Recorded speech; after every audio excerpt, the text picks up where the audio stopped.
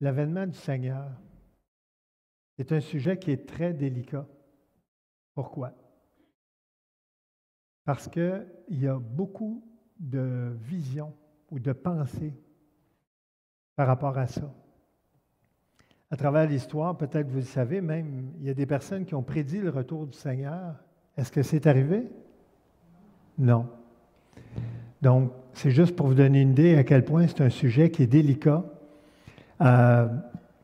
Puis ce qui est délicat, c'est qu'en fait, lorsqu'on lit les Écritures, on peut voir même dans le Nouveau Testament qu'il y a des croyants qui pensaient que le retour du Seigneur allait arriver quand?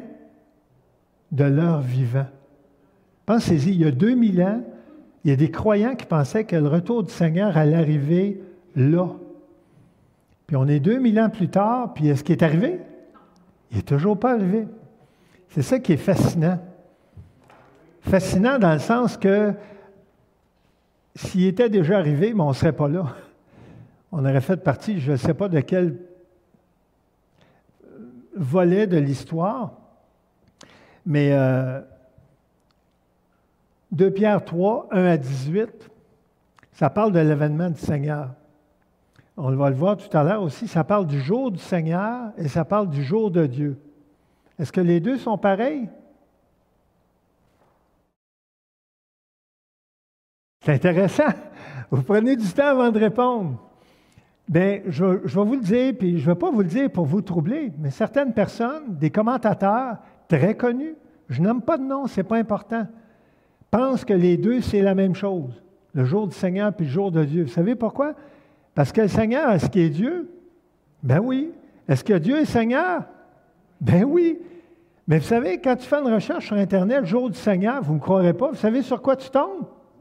Le dimanche. Quand j'étais petit, là, ça fait longtemps, c'est qu'on se disait, Maxime puis moi, tantôt, c'est bon de te voir, Maxime, en passant, je ne vais pas faire de pub, là, mais 2 dimanches en ligne. Le jour du Seigneur, c'est vraiment ça. Quand j'étais petit, c'était vraiment le dimanche. Puis moi, aussi longtemps que je me souvienne, bien, le dimanche, quand j'étais petit, ça fait quand même un bout, on allait à l'église parce que c'était le jour du Seigneur. On va voir un matin que c'est une toute autre interprétation ou vision, si on veut, du jour du Seigneur que Pierre présente. Donc, je vais prendre le temps de lire, puis là, je ne veux pas vous confondre. J'en parlais avec Gilles Valade tout à l'heure. La version dans laquelle je lis, c'est une Bible à la colombe. La version dans laquelle j'amène les versets dans mon message, c'est une Bible qui s'appelle Nouvelle édition de Genève. Les deux ont été traduites la même année. Et ça fait quelque temps. Nos 2 fils n'étaient pas nés encore. Ça fait quelque temps. Et dans la Bible à la colombe, il y a un titre au chapitre 3, c'est l'avènement du Seigneur. Mais vous savez quoi, le titre, est-ce qu'il est dans le texte original? Pas du tout, c'est un titre. Et si vous lisez certaines versions de la Bible en français, vous allez voir qu'il n'y a pas de titre dans les chapitres. Pourquoi? Parce que quand Pierre a écrit ça, il n'y avait pas de titre. Y avait-tu des versets? Quand Pierre a écrit? Ben non! Quand Pierre a écrit, c'était un texte. Je veux dire, quand tu écris, là, tu écris à quelqu'un, est-ce que tu mets des chiffres dans ton texte? Puis là, tu dis à la personne, bon, va au verset 5. Mais non, tu n'écris pas de même. Moi non plus, je n'écris pas de même. C'est toutes des choses qui ont été rajoutées, la division en chapitres, la division en versets. Pourquoi je vous dis ça? Parce que c'est des choses souvent qu'on ne comprend pas, qu'on ne saisit pas.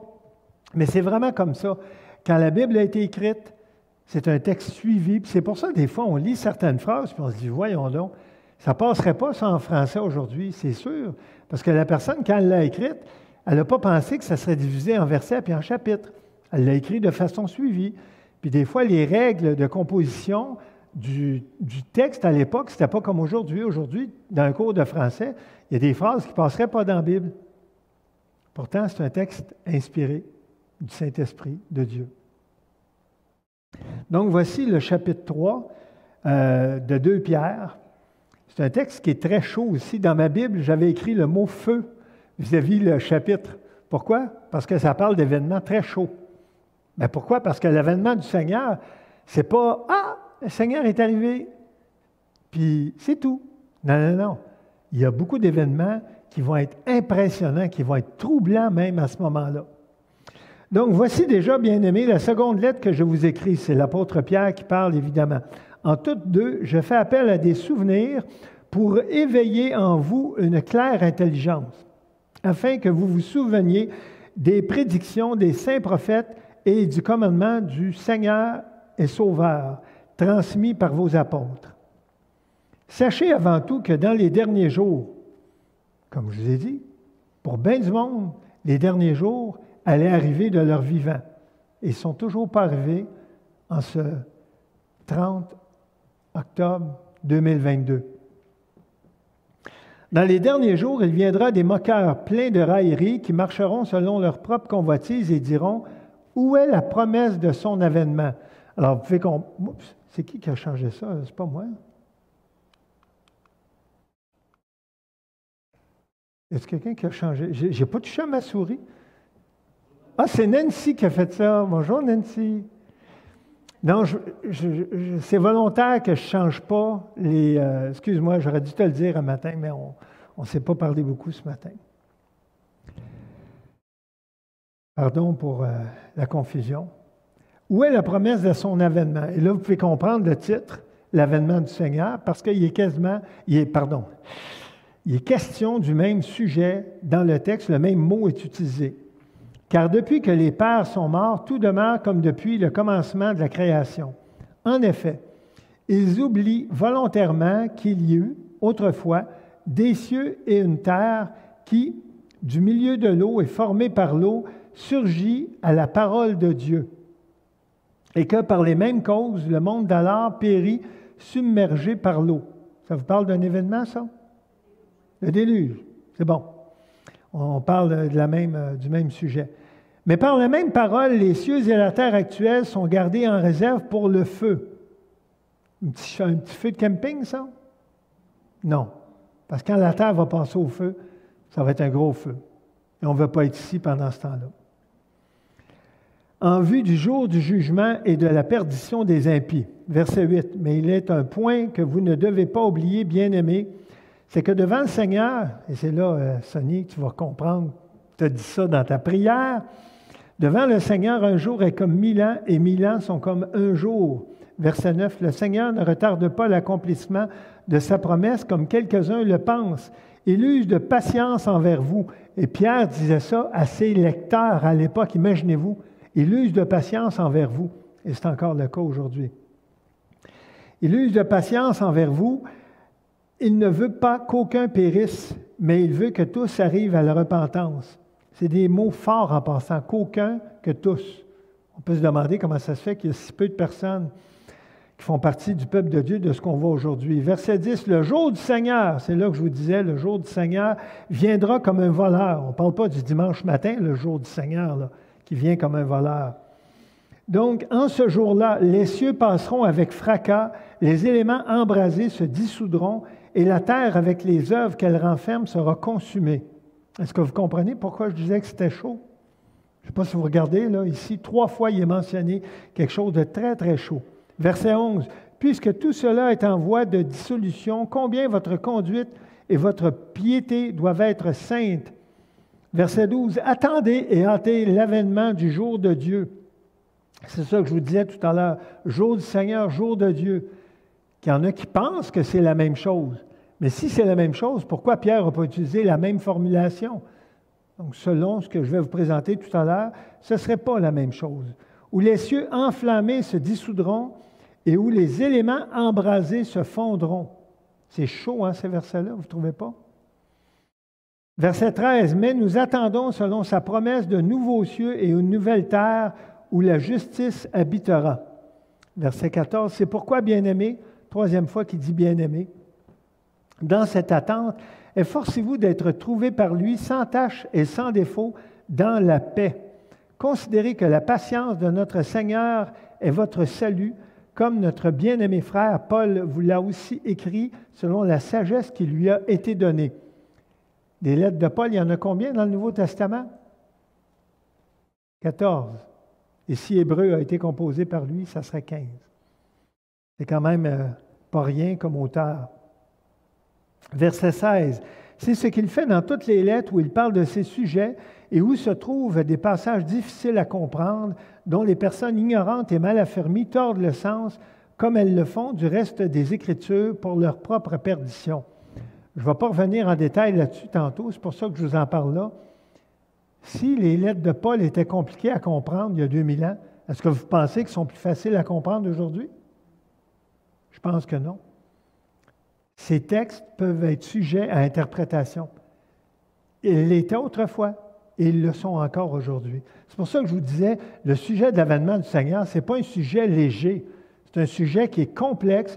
Et si vous avez trouvé quelqu'un sur Internet qui en parle vraiment d'une façon tellement simple et claire, dites-vous une chose, fouillez pas trop parce que vous allez vous apercevoir qu'il y a bien d'autres personnes qui ont bien d'autres compréhensions des mêmes sujets.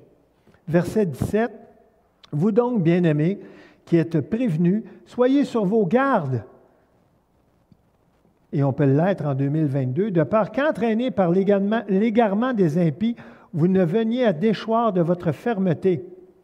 Et verset 18, le dernier, « Mais croissez dans la grâce et la connaissance de notre Seigneur et Sauveur Jésus-Christ. » Encore la même formulation qu'on voit à plusieurs reprises dans les deux épîtres de Pierre. « À lui la gloire maintenant et jusqu'au jour de l'éternité. » Prions.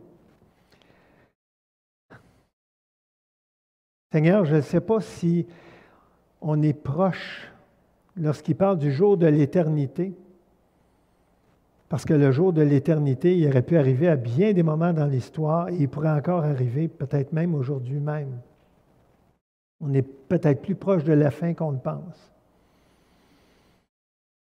Touche nos cœurs ce matin pour qu'on puisse saisir, Seigneur. Ces textes sont tellement riches et en même temps difficiles à saisir parce qu'il y a beaucoup d'informations dans ce petit chapitre.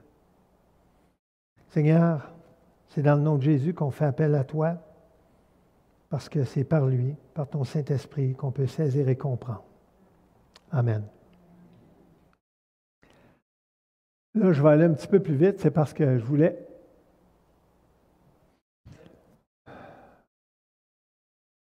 Oui.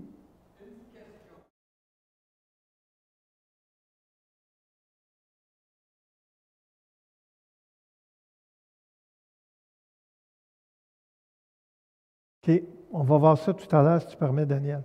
J'ai préparé un message pour répondre à ça. Merci. Donc, ce que je fais, comme je fais habituellement, je passe par les versets. Ce que je vous dis sur les versets, est-ce que c'est la totale? Non, ce n'est pas la totale. Un seul verset pourrait faire l'objet d'un message. C'est juste qu'à un moment donné, bon, j'essaie de m'en tenir à des éléments essentiels, parce que passer 18 versets dans un message, c'est quand même audacieux. Je pense que c'est possible si on retient, selon moi, l'essentiel du message. Donc, voici déjà au verset 1, « Bien-aimés, la seconde lettre que je vous écris, dans l'une et dans l'autre, je cherche à éveiller par des avertissements votre saine intelligence. » Et là, il y en a peut-être qui se demandent pourquoi j'ai mis une voiture avec un cercle autour puis des couleurs. Bien, c'est parce que si vous êtes comme moi, puis vous voyez de temps en temps des publicités à la télé, est-ce que vous savez sur quoi les publicités portent sur les voitures de nos jours? Sur la sécurité. Sur la sécurité. C'est fou, là. Tu regardes les annonces, tu te dis des fois, c'est possible qu'une annonce qui coûte des milliers de dollars à faire met l'emphase sur la sécurité, pas sur la performance de la voiture, pas sur le moteur, pas sur l'économie d'essence. Je ne vous dis pas qu'ils ne font pas ça, mais il y a beaucoup d'annonces maintenant qui parlent de la sécurité. Pourquoi? C'est-tu important, la sécurité? Hein? Regarde Michel en avant, je sais comme tu me parlais, comment le rang, des fois, il était pas évident l'hiver, des fois, le rang pour sortir, s'en venir en direction de Saguenay. Et le dictionnaire définit les avertissements comme un appel à l'attention, à la prudence, un avis, un conseil, une recommandation. Et là, c'est la Bible qui parle d'avertissement. Est-ce que c'est important? Je pense que oui. Parce que si vous avez besoin d'avertissement quand vous conduisez votre char, dites-vous une chose. Il y a 30 ans, ces avertissements-là, y arrivaient-tu? Non. C'était vos yeux. C'était vos yeux, votre cerveau qui vous donnait ça. Moi, la première fois que j'ai vu une caméra sur un char, Je dis, ah, une caméra, c'est bien capoté. Regarde, tu regardes aujourd'hui, c'est rare que tu vois un char qui n'a pas de caméra. Donc, c'était le verset 1. Là, je ne comprends pas pourquoi Ah, OK, il vient de changer. C'est parce qu'il y a un petit délai entre les deux. Verset 2. Afin que vous vous souveniez des choses annoncées d'avance par les saints prophètes et du commandement du Seigneur et Sauveur, c'est-à-dire Jésus, enseigné par vos apôtres. Une chose qu'il faut réaliser ici, il y a deux éléments. Les choses annoncées par les saints prophètes, est-ce que c'est le Nouveau Testament? La plupart du temps, on parle des annonces de l'Ancien Testament. Je l'ai déjà dit, je le répète. Le Nouveau Testament, c'est tout petit. Je vais vous le montrer. Mais vous le savez. Ça, c'est le Nouveau Testament. OK? Ça, c'est l'Ancien Testament. Lequel des deux est le plus épais? Je pense que c'est assez clair, hein? C'est l'Ancien Testament. Les citations du Nouveau Testament, ils sont basés sur des prophéties qui viennent d'où? L'Ancien Testament. Il y a certaines prophéties du Nouveau Testament qui se sont réalisées dans le Nouveau Testament. Par exemple, quand Jésus a dit à Pierre, « Aujourd'hui même, avant que le coq chante, tu vas me renier 3 fois. » C'est arrivé. Jésus l'a prophétisé, c'est arrivé.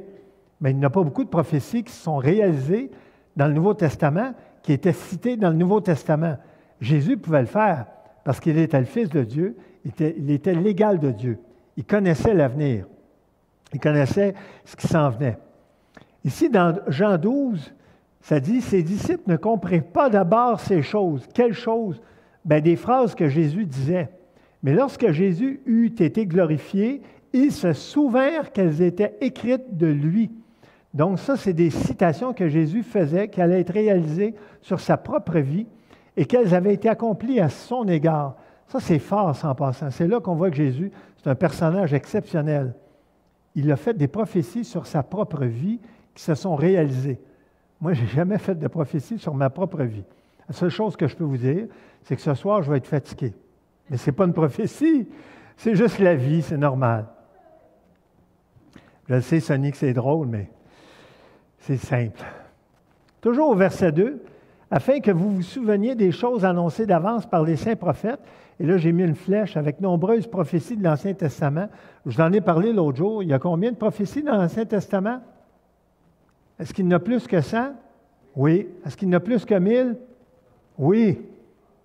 Il y en a plus que 1500. Il y en a qui parlent de plus que 1800. Mais je ne suis pas allé faire le décompte. Il y en a trop. Mais il y en a beaucoup. Il y a des livres prophétiques. Ça s'appelle des livres prophétiques. Jérémie, Ézéchiel, Ésaïe. Mais il y a des prophéties aussi qui datent des livres, le Pentateuque, donc dans les 5 premiers livres de la Bible. Et là, ça dit, la deuxième phrase, « Du commandement du Seigneur et Sauveur, c'est-à-dire Jésus, enseigné par vos apôtres. » Et là, j'ai mis une flèche avec NT. Ça faisait quoi, NT? Nouveau Testament. Et là, lorsqu'on parle du commandement du Seigneur et Sauveur, bien entre autres, il y a cette phrase-là dans Jean 14, 15 qui dit « Si vous m'aimez, ayez des bonnes émotions. » C'est ça que ça dit? Non. Moi, quand quelqu'un dit qu'il aime le Seigneur, je suis content. Parce que je me dis « Wow, j'aime mieux entendre « J'aime le Seigneur » que quelqu'un qui dit « J'aime pas le Seigneur. » C'est pas le fun d'entendre ça. Mais il y a des gens qui n'aiment pas le Seigneur. Ce qui est bizarre, c'est que s'ils disent qu'ils n'aiment pas le Seigneur, ça veut dire qu'ils ont la foi. Mais ils ont la foi que le Seigneur n'est pas bon ou pas gentil. C'est un peu bizarre. Parce que d'habitude, la plupart du monde qui dirait qu'il n'aime pas le Seigneur, il dirait aussi « je ne crois pas au Seigneur ». Mais pourquoi tu dis que tu ne l'aimes pas si tu ne crois pas en lui? C'est un peu contradictoire.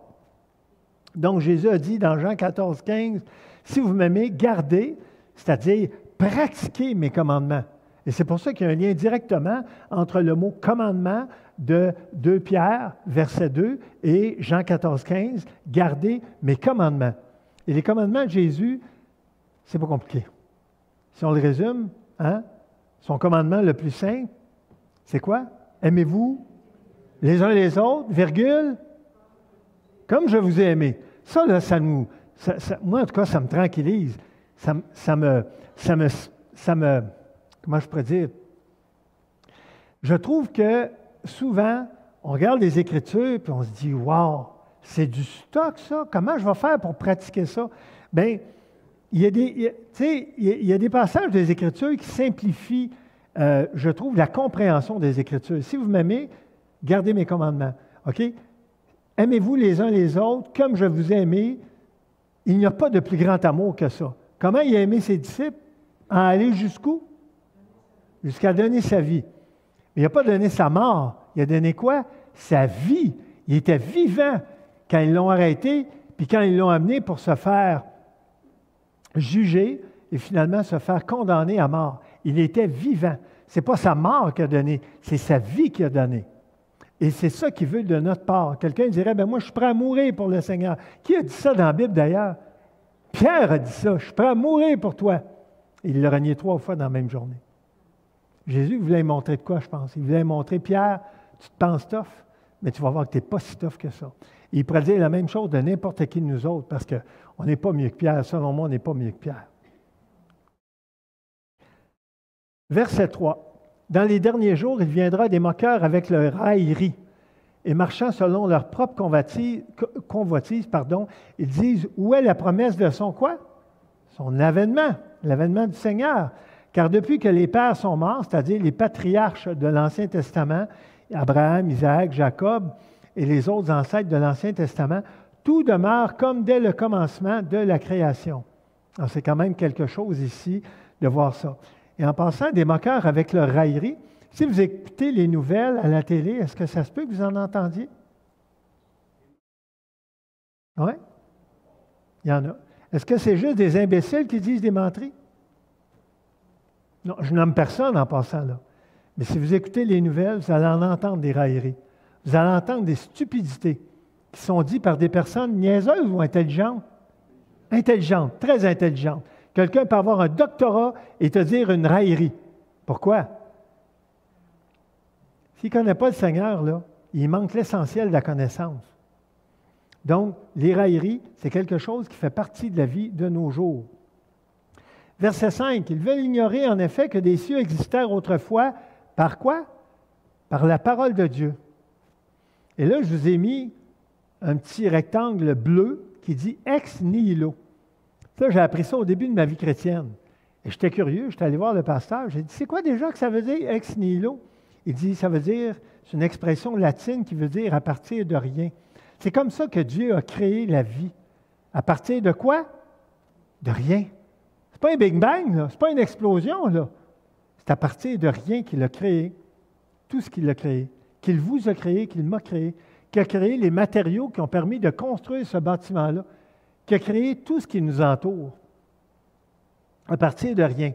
Ainsi qu'une terre tirée de l'eau est formée au moyen de l'eau, et que par ces choses, le monde d'alors périt, submergé par l'eau. Et ça nous parle d'un des événements les plus spectaculaires de la Bible. C'est quoi? Le déluge. J'ai trouvé cette photo-là sur Internet, je l'ai trouvée, wow! J'ai dit, c'est vraiment intéressant.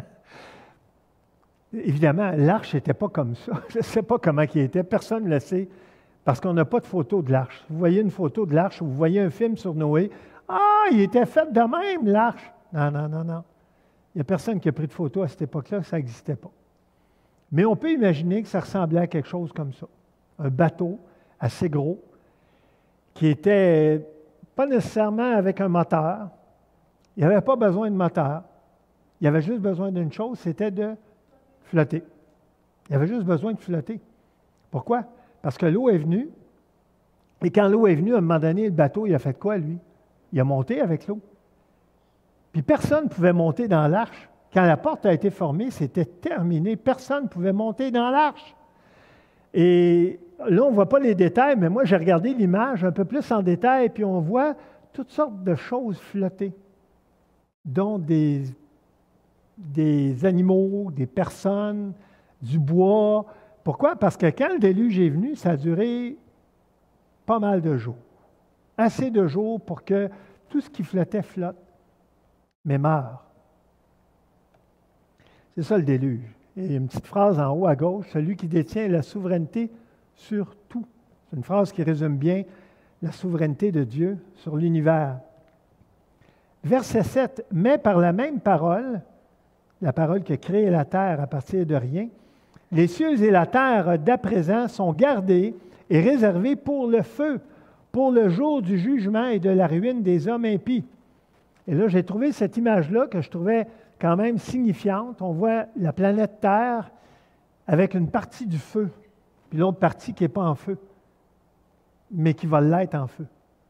Mais si j'avais mis juste une boule de feu, ça n'aurait pas eu l'air nécessairement d'une terre qui brûle. Les cieux et la terre d'à présent sont gardés et réservés pour le feu, pour le jour du jugement et de la ruine des hommes impies, parce que les deux éléments sont complémentaires. Verset 8, « Mais il est une chose,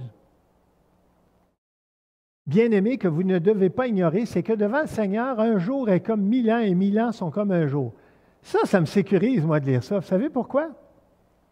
Parce que ça fait 2 jours que le Seigneur est parti. Ça fait 2000 ans.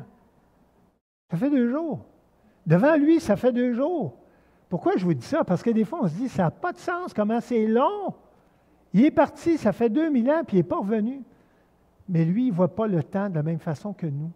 Il ne le mesure pas de la même façon que nous. Verset 9, « Le Seigneur ne tarde pas dans l'accomplissement de la promesse, comme quelques-uns le croient, mais il use de patience envers vous, ne voulant pas qu'aucun périsse, mais voulant que tous arrivent à la repentance. » Et j'ai mis un sablier, pourquoi? Parce que quand j'étais petit, je me souviens qu'il y avait des sabliers. On ne trouve pas ça tellement souvent de nos jours. Pourquoi? Parce que tu as un cellulaire, tu as une tablette, tu as une montre, il y a des cadrans partout.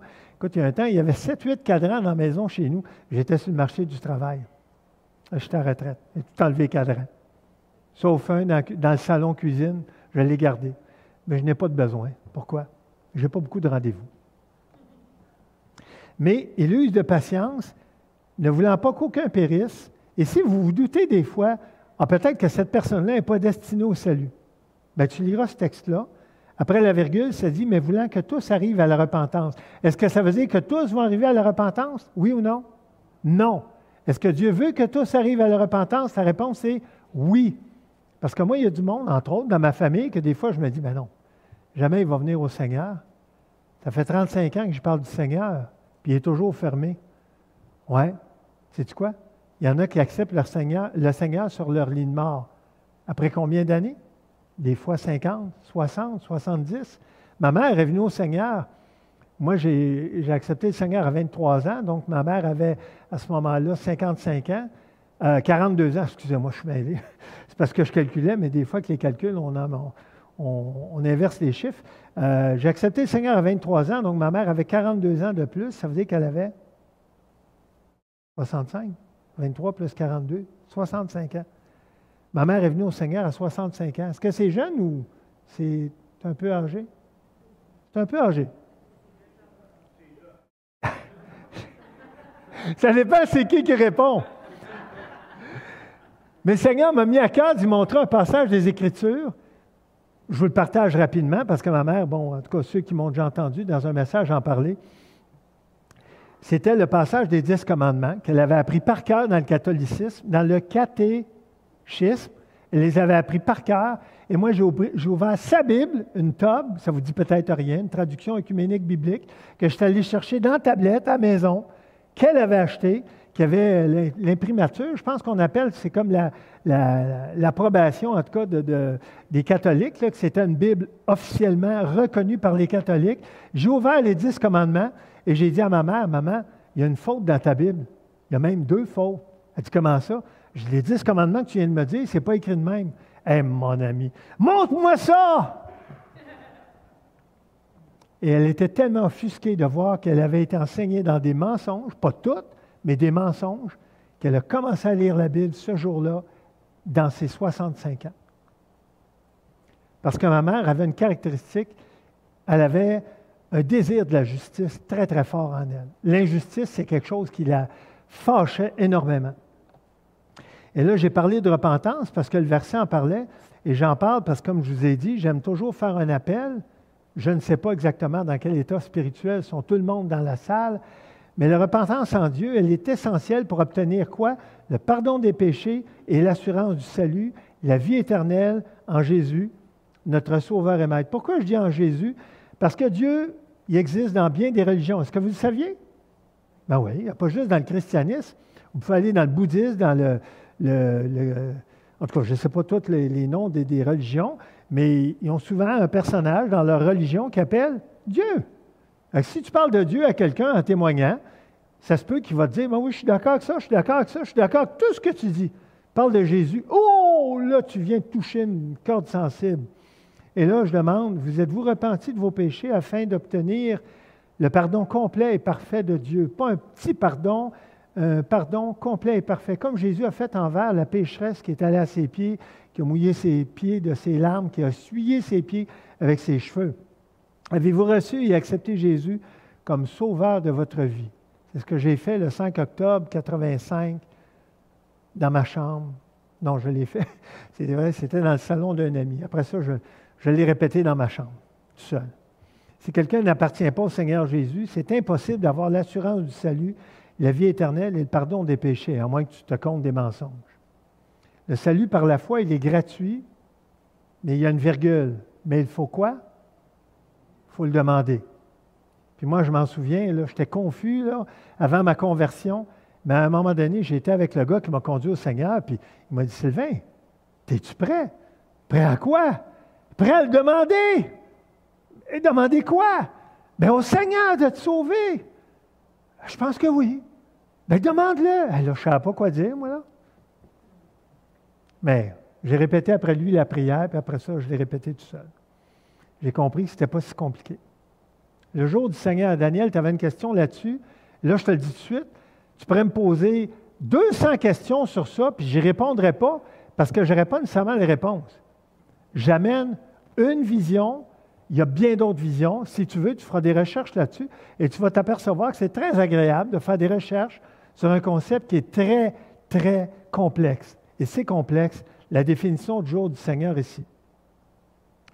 Donc, verset 10, le jour du Seigneur viendra comme un voleur. En ce jour, les cieux passeront avec fracas, les éléments embrasés, c'est encore chaud ça, se dissoudront et la terre avec les œuvres qu'elle renferme sera quoi? Consumée. Ça, là, c'est juste pour vous dire qu'à moins d'avoir un habit anti-feu ou d'être dans l'espace, tout ce qui est sur la terre va brûler, puis brûler solide. Et malheureusement, ça ne sera pas comme avec le déluge. Tu ne pourras pas te réfugier dans un bateau.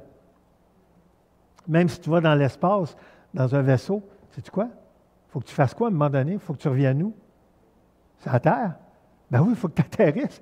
Fait que tu vas revenir sur la terre ne sera plus là, elle va être brûlée. Non, mais écoute, c'est juste pour vous dire que le jour du Seigneur, ce n'est pas le dimanche ici. C'est beaucoup plus complexe que ça. On voit que c'est un événement majeur. On voit que c'est un événement terrible. On voit que c'est un événement qui est destructeur. Mais ça fait partie de quoi? Du jugement de Dieu, le Créateur. Le jour du Seigneur. Dans le Nouveau Testament, cette expression apparaît quelques fois. Là, je ne vous lis pas les textes parce que ça serait trop long, mais dans Actes 2, 2 Corinthiens 1, 1 Thessaloniciens 5, 2 Thessaloniciens 2 et 2 Pierre 3. Et dans aucun cas, ça parle du dimanche matin. Le jour du Seigneur sera une période terrible pour l'humanité restée sur la terre. Certains pensent qu'il débutera par l'enlèvement de l'Église et se terminera par la destruction des cieux et de la terre pour préparer quoi? De nouveaux cieux et une nouvelle terre. Ça, c'est la bonne nouvelle. Oui, Dieu va détruire de quoi, mais il va construire d'autres choses. OK? Il ne va pas nous laisser avec rien. Parce qu'il aime ses enfants, parce qu'il aime son peuple, parce qu'il veut y faire du bien. Le jour du Seigneur, là, j'ai mis un petit astérisque. Pourquoi? Parce que je suis allé chercher ces informations-là sur un site web qui s'appelle bibleouverte.ch. CH à cause de Confédération helvétique. Peut-être que ça ne vous dit rien. Ça a rapport avec qui? Avec les Suisses. Parce qu'il y a des francophones en Suisse, si vous ne le saviez pas. Liette et moi, on l'a validé. Notre voyage de noces, on l'a fait en partie en Suisse. Et ils parlent français, mais avec un petit accent. Et donc, c'est une des ressources que j'ai trouvées, mais en faisant des recherches, je vous le dis, je me suis rendu compte qu'il y a des informations incroyables. Là. Il y en a, puis il y en a, puis il y en a là, sur l'eschatologie, c'est-à-dire les temps de la fin. Il y en a énormément dans la Bible. Et si vous avez trouvé un site biblique où la personne parle des derniers temps, puis vous l'écoutez, puis vous dites « Wow! C'est donc bien bon! » Moi, je vous dis, mettez un petit, comment on dit, un petit bémol là-dessus. Puis si vous voulez avoir une idée plus sûre de vous, Allez lire d'autres informations. Mais je vous le dis tout de suite, vous n'êtes pas sortis du bois. Et je ne vous dis pas que vous ne trouverez pas de réponses. Vous allez trouver des réponses, mais vous n'allez pas trouver une réponse. Vous allez trouver des réponses. Et que la personne soit baptiste, pentecôtiste, ménonite, ou je ne sais pas quoi d'autre de croyance, vous allez voir que même chez les baptistes, même chez les pentecôtistes, même chez les ménonites, et peu importe c'est quoi sa foi, vous allez voir des divergences d'opinion. Et il y a déjà eu des chicanes dans les églises. C'était plus autrefois, Michel, je ne pense pas me tromper en tout cas, qu'il y avait des divisions là-dessus. Des positions, exactement. Et pourquoi? Parce qu'il y a plusieurs... excusez-moi, c'est parce que ça se bouscule dans ma tête, j'ai trop d'informations. Il y a plusieurs visions du sujet. Écoute, tu lirais un texte biblique, tu demanderais à 10 personnes ici de lire le même texte biblique, puis après ça, tu diras, OK, donne-moi ton opinion, donne-moi ton opinion. Ça serait comme le jeu, tu sais, où quelqu'un dit quelque chose à quelqu'un, puis l'autre le dit à l'autre, puis l'autre le dit à l'autre. Puis quand tu arrives au bout, tu demandes à l'autre au bout, c'est quoi qu'il dit? C'est pas pantoute la même chose que le premier. Pourquoi? Parce que ça a été déformé au fur et à mesure. Je ne sais pas si vous avez déjà vu ce petit jeu-là. C'est quelque chose qu'on faisait quand on était petit dans les scouts. Le téléphone? Alarme! Ah, téléphone arabe. Je n'avais jamais entendu l'expression, merci. Je vais essayer de le noter. Donc, c'est une version du jour du Seigneur. Et en passant, j'ai pris le temps de lire tous les textes que je ne vous lis pas ce matin, ça serait trop long. Si vous voulez le savoir, faites une recherche sur Bible, ouverte, .ch, Confédération helvétique. Vous allez trouver la même information. Mais je vous le dis, faites une recherche sur le sujet du jour du Seigneur, vous n'êtes pas sorti de l'auberge. Puis faites attention parce que quand je suis tombé sur des sites catholiques, aïe, aïe, là, je me suis rendu compte que c'était la version courte, là, la version simplifiée. Ce n'était pas la version qu'on voit dans 2 Pierre 3. Ce n'était pas du tout le même sujet qui était abordé, en tout cas, ou pas de la même façon. Premier élément, mes amis. Je vais faire aller quelqu'un d'autre, là. L'enlèvement de l'Église.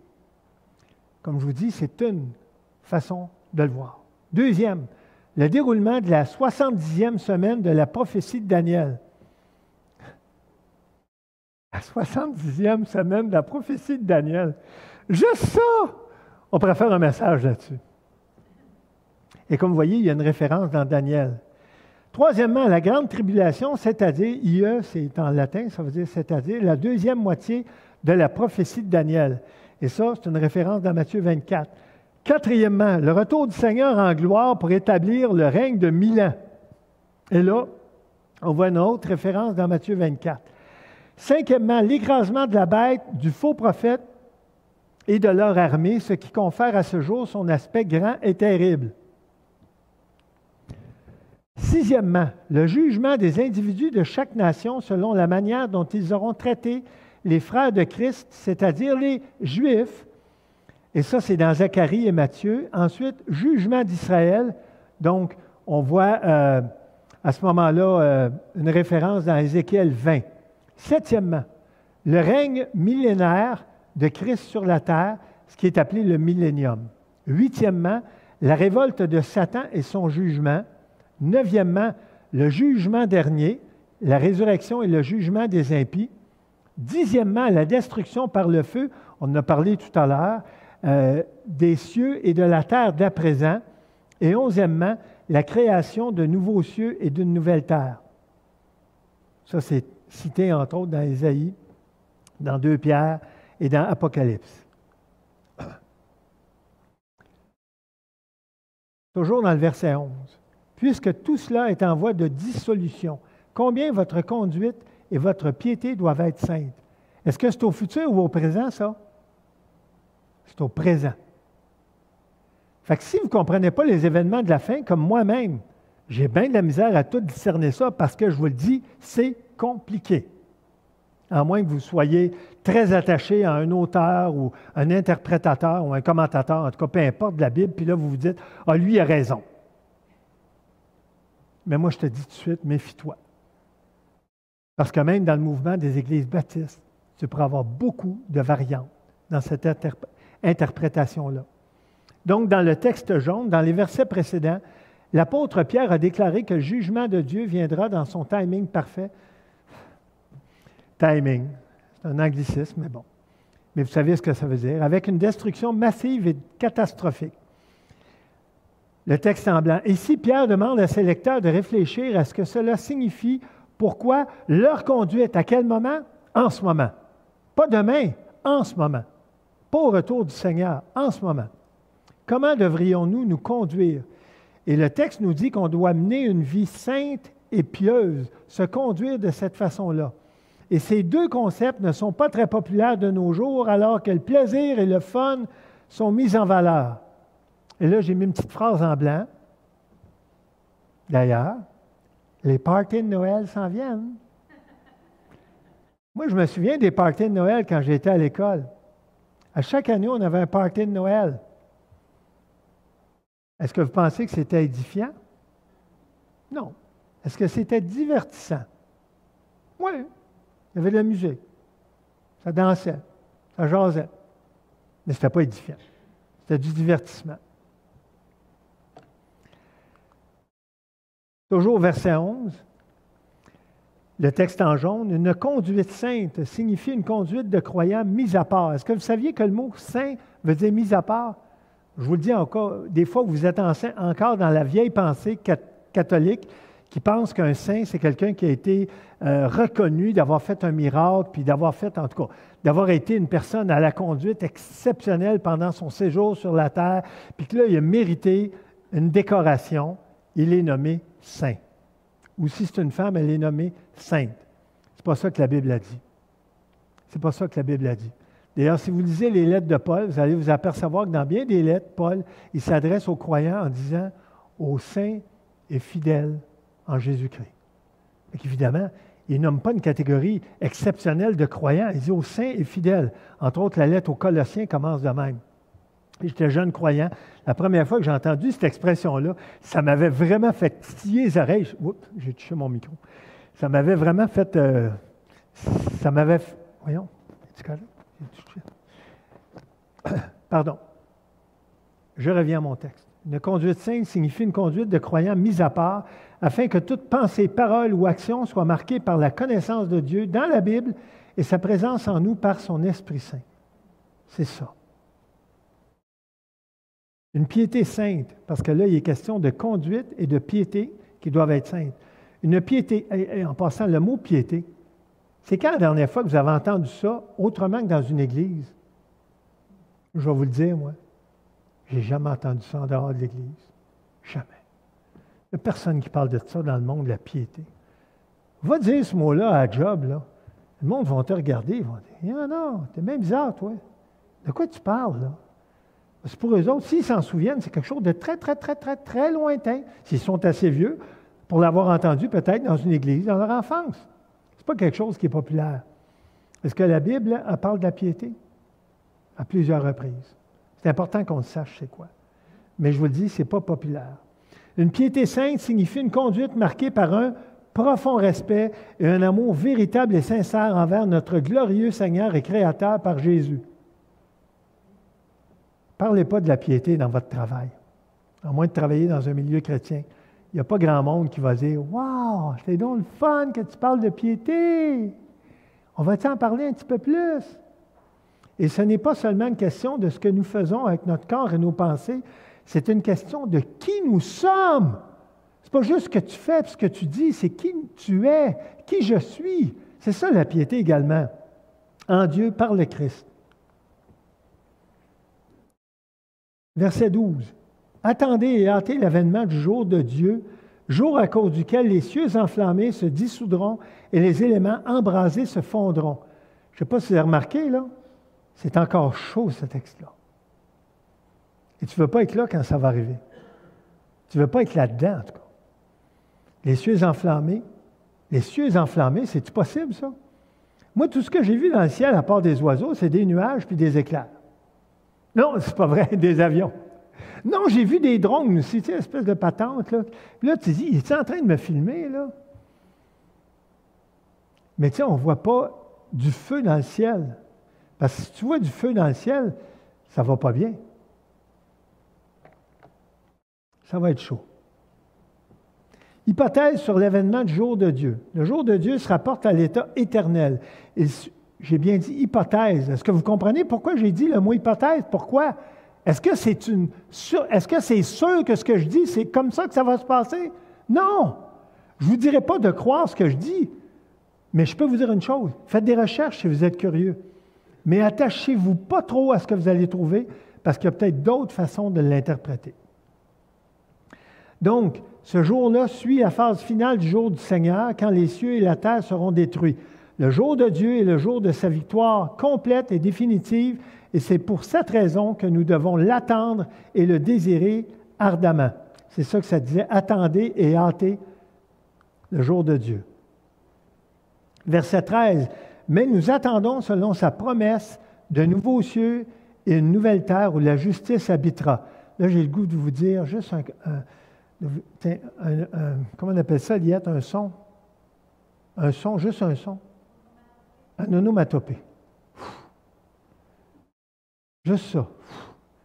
Heureusement qu'il va y avoir de nouveaux cieux et une nouvelle terre. Je vous le dis, si vous êtes trop attaché à votre maison, à votre voiture, à vos voisins, je ne sais pas à quoi, à vos arbres, à votre piscine, à votre job, vous allez être déçus. Ça ne restera pas. Rappelez-vous Salomon, comment il était découragé. Salomon, il a tout eu. À son époque, c'était le plus riche. C'était lui qui était dans l'abondance la plus élevée. Qu'est-ce qui est arrivé avec Salomon? Il est mort. Qu'est-ce qui est arrivé avec ses richesses? C'est allé à qui? Ah ouais? Il ne les a pas gardés, il ne les a pas amenés avec lui là, dans sa tombe. Là. Salomon, aujourd'hui, cherchez-le pas.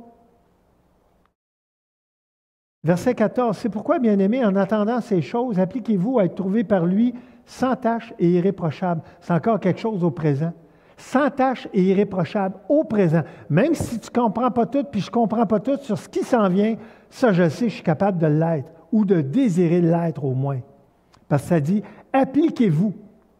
Verset 15, croyez que la patience de notre Seigneur est votre salut, comme notre bien-aimé frère Paul vous l'a aussi écrit, selon la sagesse qui lui a été donnée. Et Romains 2, qui a été écrit par Paul, dit, méprise-tu les richesses de sa bonté, de sa patience. L'apôtre Paul disait le mot patience, ce n'est pas la seule fois qu'il dit, et de sa longanimité, ne reconnaissant pas que la bonté de Dieu te pousse à la repentance. Un même terme que Pierre a utilisé précédemment. Verset 17. Vous donc, bien-aimés, qui êtes avertis, tenez-vous sur vos gardes. Ça, on peut le faire au présent. Tenez-vous sur vos gardes. Quand je conduis mon char, je le conduis au futur ou au présent? Au présent. Et je le conduis en pensant à être sur mes gardes. Pourquoi? Parce qu'il y a toujours des colons autour de nous. Et des fois, le colon, vous savez, ça peut être qui? Ça peut être moi. La première fois que j'ai passé sur une lumière rouge dans ma vie, au volant d'un char, je demeurais dans la région de Montréal. J'étais venu faire un voyage au Saguenay. Et je m'en souviens encore. C'est une lumière au Saguenay. J'étais avec des amis dans l'auto, tous des jeunes, je n'étais pas chrétien. Puis d'un coup, quelqu'un me dit, hey, « Sylvain, hein? » Là, je conduisais, il dit, « Quoi? » Je viens de passer sur la rouge. « Hein? » Là, je tasse mon char à droite, je regarde dans le rétroviseur, puis je vois la lumière rouge. Je dis, « T'es sûr? » « Oui, oui, elle était rouge quand tu as passé dessus, mais je n'ai pas pensé te le dire parce qu'il n'y avait pas de danger. » Tenez-vous sur vos gardes. Il aurait pu m'arriver un accident ce jour-là. Le Seigneur avait d'autres choses en prévision pour moi. De peur qu'entraîné par l'égarement des impies. Est-ce que ça a été mentionné tantôt, l'égarement des impies, dans la présidence tout à l'heure? Est-ce que Steve en a parlé un petit peu, l'égarement des impies? Y a-t-il des personnes qui l'ont mentionné dans leur prière? Oui. Oui. Et quelqu'un d'autre m'en parlait tout à l'heure. Vous ne veniez à déchoir de votre fermeté, mais croissez dans la grâce et dans la connaissance de notre Seigneur Jésus-Christ. Est-ce qu'on peut le faire, ça, au présent? Oui ou non? Oui! Voici ce que vous avez besoin. Pas des émotions. Tu peux te sentir très bien dans tes émotions. Je me sens bien. Moi, je me souviens de quelqu'un qui m'a dit, je me sens bien. Je me sens bien avec le gars d'en haut. C'est qui, ça, le gars d'en haut? Ben, tu sais, lui, en haut, là. Il n'y avait pas de nom, le gars d'en haut. Il l'appelait le gars d'en haut. Je me sens bien avec le gars d'en haut. T'es sûr? Ah, ouais. Je me sens bien, puis je pense qu'il m'aime bien. Aïe, aïe. Ça, c'est de l'émotion solide, ça. Watch-toi. Ça risque d'avoir des mauvaises surprises un jour avec le gars d'en haut. À lui soit la gloire maintenant et pour l'éternité. Et Luc 12, 40 nous dit, c'est un avertissement sur la seconde venue de Jésus. Vous aussi, tenez-vous prêts, car le Fils de l'homme viendra à l'heure où vous n'y penserez pas. Quand est-ce qu'il va venir? Vous ne savez pas non plus. Je ne sais pas non plus. C'est pour ça qu'on doit être prêt. On doit se tenir prêt. Ces paroles viennent de Jésus lui-même. On ne peut pas les remettre en question. C'est Jésus qui parlait de son prochain retour. Aujourd'hui, dans ce dernier chapitre de la deuxième lettre de l'apôtre Pierre, on a vu que l'avènement du Seigneur, le titre que j'ai mis au début, est un événement futur, sûr et certain. Ça va arriver. Cependant, on n'a pas tant à nous soucier de quand cet événement va survenir et comment il va se dérouler. Si nous appartenons au Seigneur, nous n'avons pas à nous soucier de savoir si nous serons prêts. Nous le serons. Pourquoi? Pourquoi le Seigneur te laisserait tomber, me laisserait tomber? Voyons non. Ah oui, si le Seigneur m'oublie. Non, non, pourquoi il t'oublierait? Tu as donné ta vie au Seigneur, puis là, il t'oublie. Il a enlevé son Église, mais toi, il t'a laissé ici. Pourquoi il m'a laissé? Voyons non. Pourquoi il te laisserait? Si tu lui appartiens, pourquoi il te laisserait ici? Mais d'ici là, on doit demander à notre Seigneur et Sauveur, le Christ Jésus, de nous rendre capables d'avoir une conduite et une piété sainte, ce qui n'est pas facile en passant. À moins que vous soyez vraiment exceptionnel, moi, il n'y a pas une journée où je me couche en pensant que j'ai eu ça dans ma journée, là. Une conduite et une piété sainte. Ouf! À chaque jour, je lui demande pardon. Et vous voulez savoir quoi? Plus qu'une fois par jour.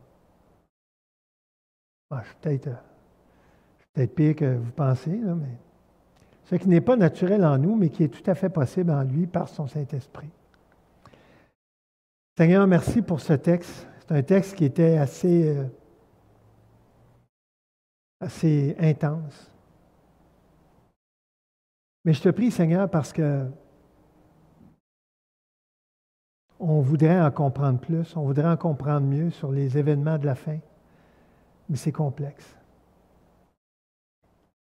Et je pense qu'il n'y a personne sur la terre qui peut se vanter de connaître qu'est-ce qui va se passer, quand ça va se passer, comment ça va se passer. Tu nous donnes des éléments d'information dans ta parole, mais il y a beaucoup d'éléments qu'on ne peut pas comprendre pleinement à 100%.